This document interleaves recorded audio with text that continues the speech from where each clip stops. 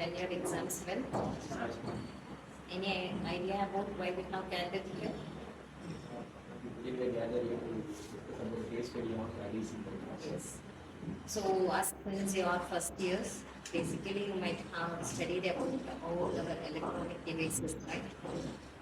So DC motor is also one of our component which it converts what is it electrical energy into mechanical energy. Converts electrical energy into mechanical energy.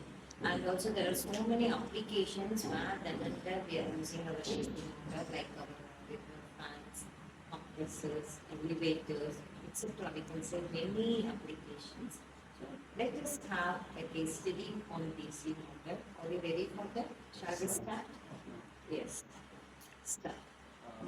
As we already know, DC motor is an electromechanical motor that converts electrical energy into mechanical energy, and it has a wide range of applications. The principle that we are used in DC motor is that Faraday's law of electromagnetic induction. Faraday's law of electromagnetic induction is nothing but induced EMF is directly proportional to the rate of change of magnetic flux.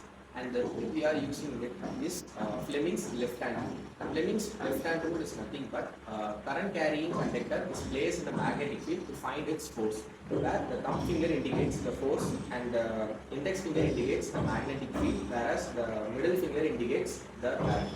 And it consists of a lot of parts. Some of the main parts are yoke. Yoke is the outer part of the DC motor. It is one of the strongest part which protects the internal components.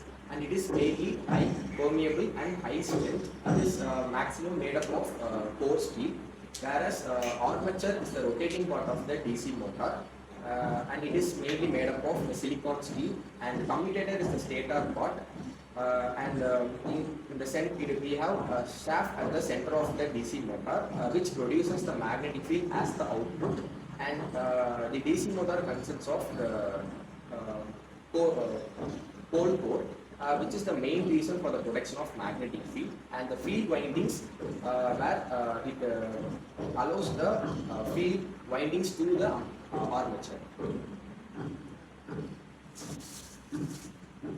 Working of DC motor, which converts electrical energy to mechanical energy, carrying a conductor related to magnetic fields. The direction force is zero probability.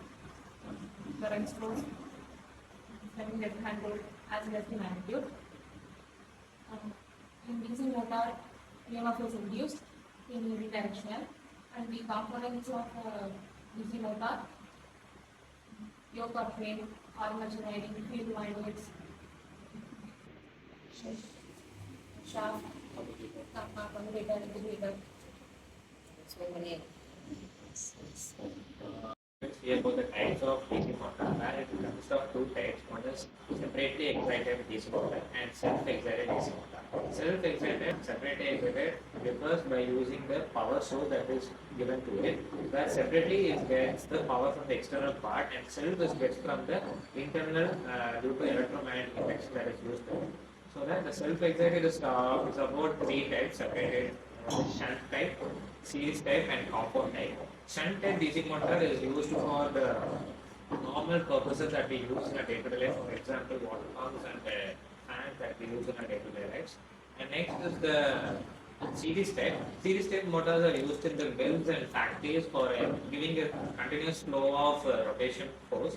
So that it will be, for example, in places like elevators and escalators, they use a continuous rotation. Fans, Yes. compressors.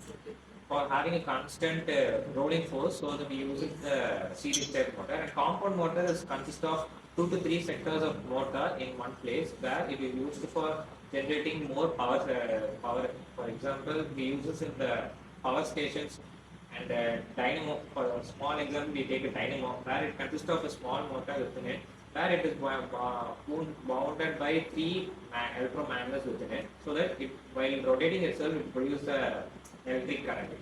So that it is simplest form, and big forms, for example, we use this in the thermal power stations. That's one huge applications. And next is these applications used in all the, for example, industries and industries and home appliances.